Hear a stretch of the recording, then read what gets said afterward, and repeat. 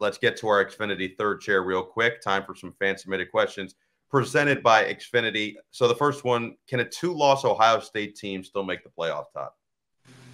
Well, it's possible.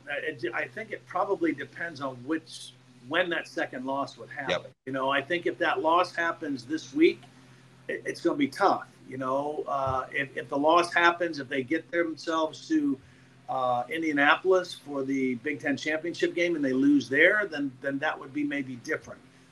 But you know, I think if they lose this week, and that would be 2 losses in their last 3-4 games, whatever it would be, might be tough. But who knows? I mean, this 12 team, nobody really knows how it's going to all play out because there's still major games left. Yeah. And but I think they would be depending on too many other factors, I think, at that point to get in. They would not control their own destiny, and that is not a great place to be in. So the best thing they can do is keep winning and hoping for the best. Second one is Dillon Gabriel, the Heisman front runner, Todd. He's in the conversation. I would not say he's the front runner. And I'm not really at the point yet where I start talking a lot about Heisman. That comes in November, which is just a few days away.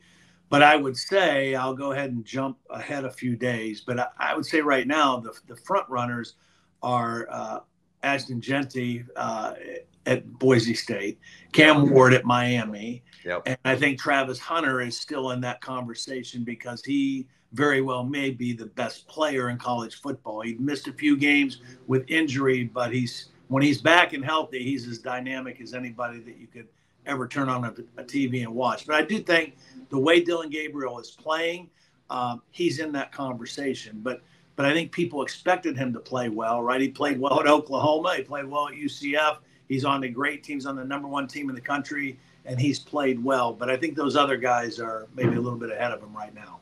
We were talking about this. I know he didn't have a huge game, but could Tyler Warren get invited to New York? Not necessarily win the award. Could he get invited as one of those top 5? Yeah, I think if he has another, look, he's probably not going to have another 17-catch, 224-yard game like he had against SC. But if he does have big games in some of their big moments, like next week or this coming week when they play Ohio State, if Tyler Warren has a big show-out kind of game, then, yeah, I think the guy could possibly earn an invite to New York. It would be pretty cool to see a tight end / quarterback / running back / offensive lineman / everything get his way over there. You can submit those questions, as mentioned, to the show every week using #BigTalk.